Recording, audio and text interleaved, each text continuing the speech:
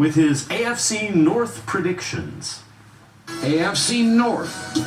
I think this is I think the Ravens are great, but I don't think they have Joe Burrow. Also, Baltimore worries me a little, so I have Cincinnati, Baltimore, Pittsburgh, Cleveland. I don't buy Deshaun Watson in Cleveland. The market loves him. I don't. Schedule's pretty easy. Don't love him.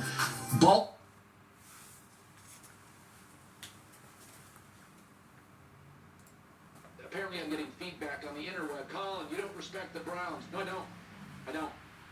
When I, as a talk show host, can say, yeah, Manziel, Baker's not going to work, Watson, I'd be very careful. Like, I get in the AFC. I understand.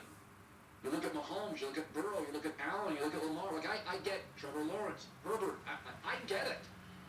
I get why you do it. But it's like, is it any coincidence it was Cleveland? And now we've got a tear. He's not playing. Maybe it's karma. Like, I just feel like if you'd have told me somebody guarantees 3 first-round picks and I had to guess, they would have been one of the 4 teams that would have gone after him. And it may work. And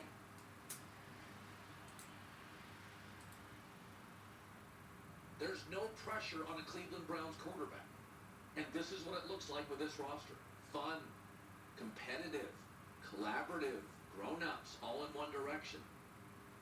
Cleveland's had a very good roster for years, but Baker came in, he was young, chutzpah, cocky, a little immature. And then Deshaun Watson enters. Weird baggage. Coaching carousel. Today, Cleveland, great young GM Andrew Berry, great young offensive coach, and that matters, Kevin Stefanski, excellent players, and an adult at quarterback with no baggage. This is what it looks like. And Stefanski's doing it. They're missing linemen, running back, Amari Cooper, 4th quarterback. This guy, Stefanski and Flacco, it works. And this offense is undeniably better with Joe Flacco starting than Deshaun Watson. Sorry if it hurts your feelings. But in 5 starts, just 5, Flacco's got 13 touchdown passes. Over 2 years, Deshaun Watson in 12 starts has 1 more than that. The offense is better with Flacco. Big arm, sees the field better, grown up, not weird, no baggage. Coach isn't the problem. Stefanski's never been the problem. The people criticizing him don't get it. And those who don't get it, don't get it. Stefanski's never been the problem. And it shouldn't be lost. Last night, Cleveland's on their 4th quarterback. Missing several starters. Offense is rolling. The Jets on a backup with a defensive coach. Mess. Again. Shouldn't be lost. It's happening all over the league. When you get a quarterback disruption, the offensive coaches can handle it. The defensive coaches and teams spiral. Of course, there's a controversy looming. It's the Cleveland Browns, after all. What do you do if Flacco gets them to the AFC Championship? What do you do? Well, thanks, Joe. It's been fun. The team loves him. The coaches clearly trust him. He's doing it without starters. What do you do? What do you do with Watson and Flacco? I don't know. But here's what I do know. In this moment in December, soon to be January, maybe playing until February, this is a viable AFC Championship team.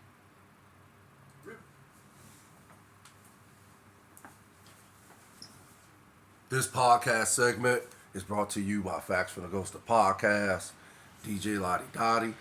If you enjoy it, hit the like or subscribe button. It's much appreciated. Without further ado, let's begin. How y'all doing? Facts from the Ghost of Podcast. Today's segment is going to detail, in my opinion, the rather contradiction of Cowherd's, and he's the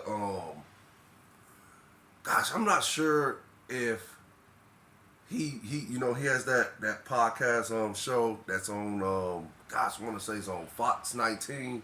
I'm not sure if that show belongs to him solely, or if he's trademarked the show, or just basically is he the the pioneer of the herd? If that makes sense. If that makes sense. I mean, I would like to think he is. I would like to think that for the most part, that's his show and he runs it. If that makes sense. But I mean, hey, who knows? Who knows how these type of podcast shows are run by all these executives, producers, and so forth for these various TV networks like ESPN and Fox 19. So I don't know, but he's the host of the herd, Colin Cowherd, and he's the host of the herd. And I played a couple video clips of his takes on the Browns last year, 2023, and I just found them rather comical because every time he had a take up until the Browns had made the playoffs, secured the 5th seed in the AFC playoff picture, ever since they, secured that playoff spot, his takes have been rather, going in a different direction, rather uniquely different, if that makes sense. But again, before, these last few takes, he has, clearly articulated regarding his opinion about the Browns.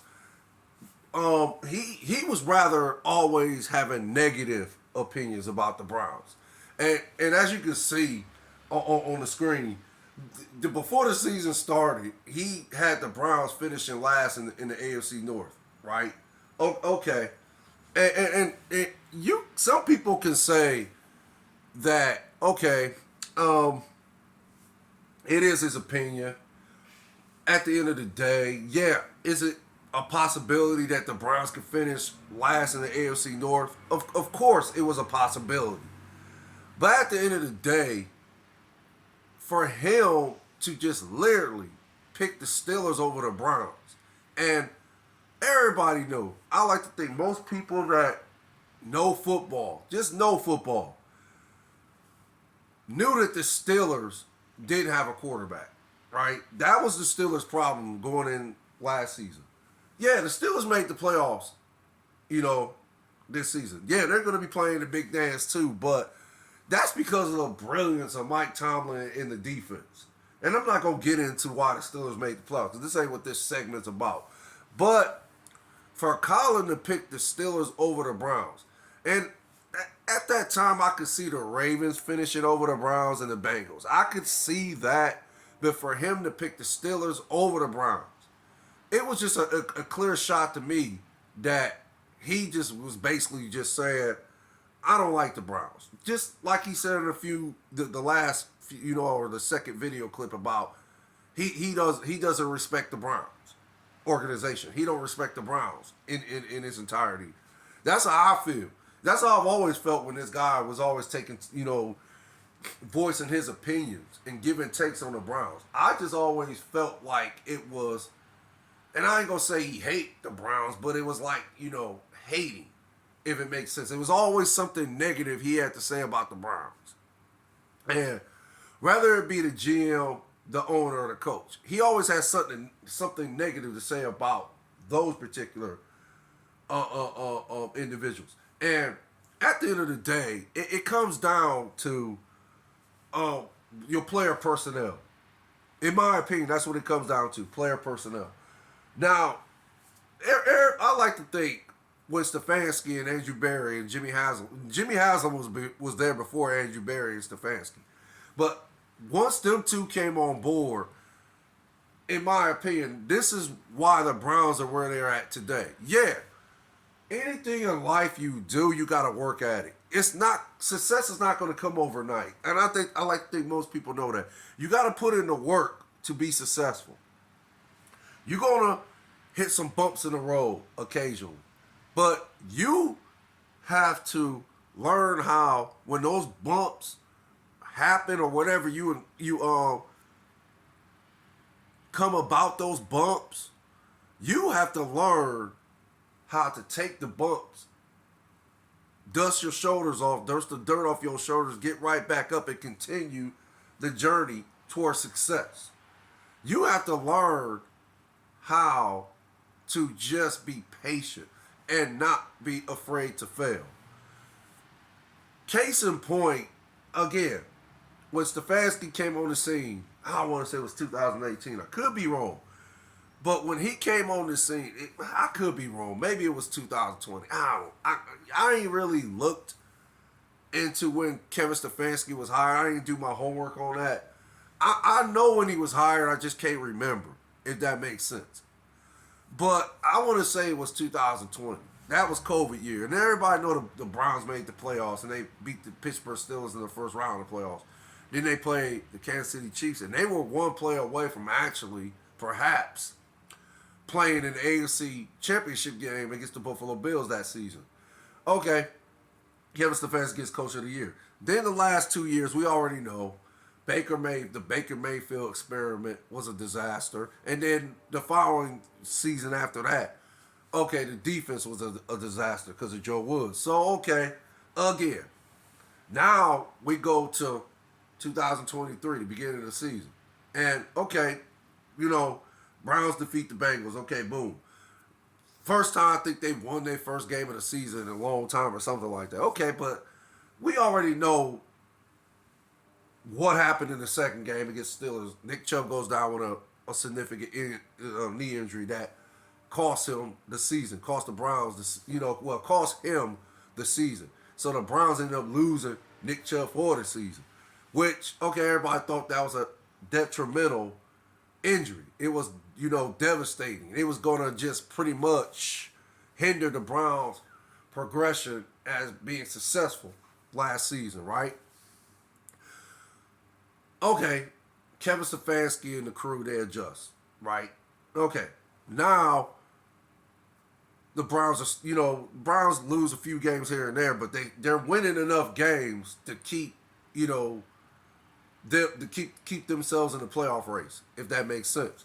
So, finally, Deshaun Watson, they play against the Ravens, and finally, Deshaun Watson shows glimpse or shows, what's that word I'm looking for?